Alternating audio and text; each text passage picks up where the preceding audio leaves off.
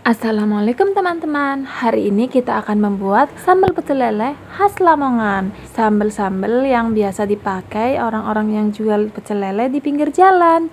Dan aku baru tahu loh, ini bocorannya ternyata pakai kemiri. Oh, kok sambal pakai kemiri? Pas aku awal lihat resep yang lagi viral itu agak, tapi pas aku cobain ternyata enak juga loh. Langsung aja yuk cara buatnya. Bahan-bahannya, di sini aku punya 1 buah tomat, kemudian 10 siung cabai keriting, 10 buah cabai rawit, lalu 1 siung bawang putih, 1 siung bawang merah, 1 sendok teh gula merah, 1 butir kemiri, dan juga setengah sendok teh garam. Oh iya, dan 1 bungkus terasi udang ABC yang segini. Nah, ini resep aslinya seperti ini, nggak aku tambahin, nggak aku kurangin. Cus, mari kita buat. Sekarang kita goreng dulu ya cabai, tomat, dan bawang-bawangnya. Jangan lupa kemirinya juga digoreng ya. Pastikan goreng kemirinya sampai betul-betul kemirinya matang ya, berubah kecoklatan, supaya nanti sambelnya nggak bau langu kemiri. Kita goreng setengah matang sampai agak layu. Nah, ini udah kita goreng. Sekarang tinggal kita haluskan. Konon katanya sambal Lamongan yang pakai tangan itu lebih sedap dibanding yang pakai blender, Kak. Nah, aku ngehalusinya tomatnya itu terakhir, soalnya kalau udah ada tomat akan berair dan menjadi susah menghaluskan si cabai-cabai dan bawangnya.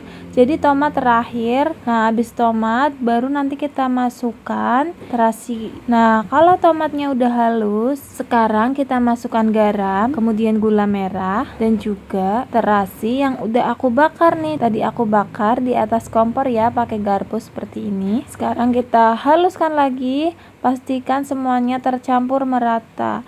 Nah, ini dia hasilnya teman-teman. Ini rasanya beneran enak banget. Jadi nggak perlu disiram minyak lagi ya teman-teman, karena sambal Lamongan itu basah dari si tomatnya. Tapi balik lagi sesuai selera. Kalau misalnya mau disimpan jangka panjang, biasanya kita goreng lagi menggunakan minyak sampai minyaknya itu naik. Nah, itu bisa lebih tahan lama. Rasanya tuh pedas, nikmat, dan ada rasa tambahan gurih dari si kemirinya.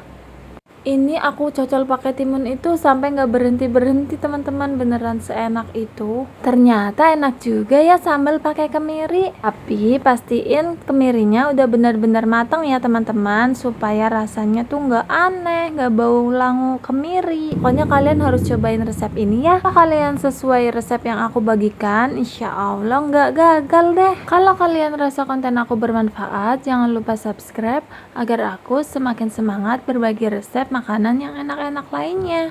Terima kasih teman-teman, selamat mencoba. Assalamualaikum. Hokey cokey.